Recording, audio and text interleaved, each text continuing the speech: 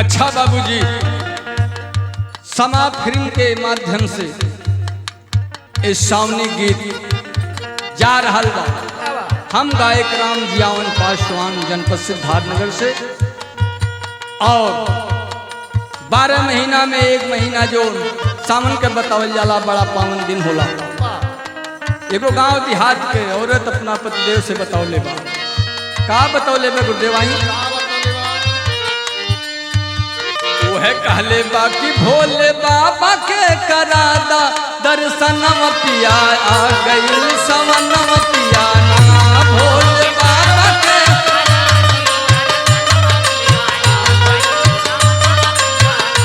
जाओ जाओ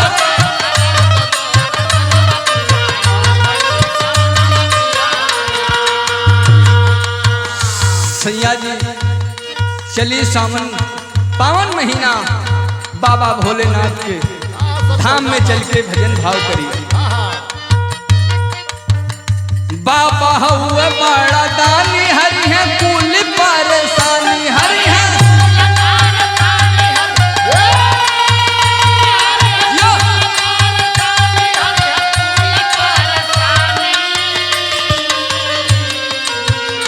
बरस खुशियाँ हो, बरस खुशियाँ हो हमारे अंगनम पिया, आ गई सवनम पिया ना। बरस खुशियाँ हो,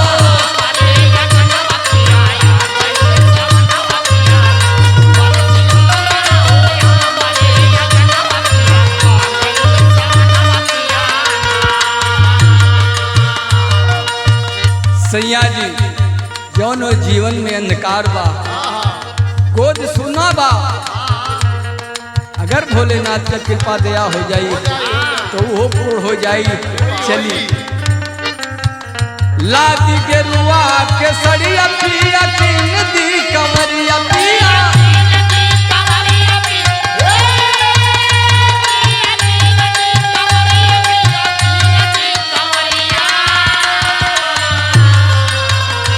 संग चल के संग में चल के सैया करल जाई पूजन पिया, आ गई सवन पिया ना। संग में चल के करल जाई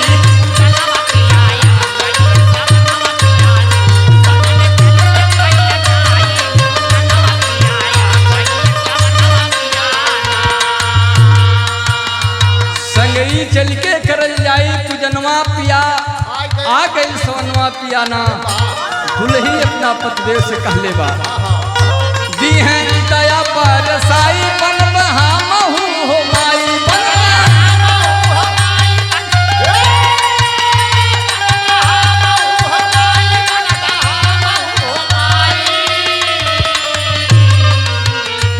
हरियाई जाई, हरियाई जाई हमरो अंगना पिया, आ गई सवन पिया ना। हरियाई जाई हमरो,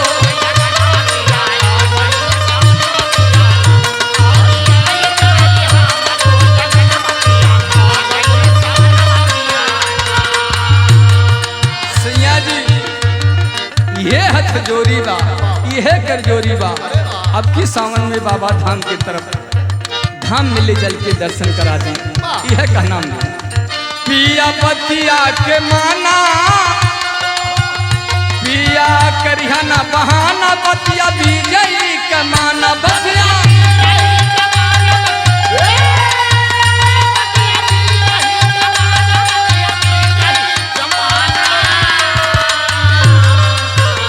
पिया करिहाना बहाना, बतिया विजयी के माना, बतिया विजयी।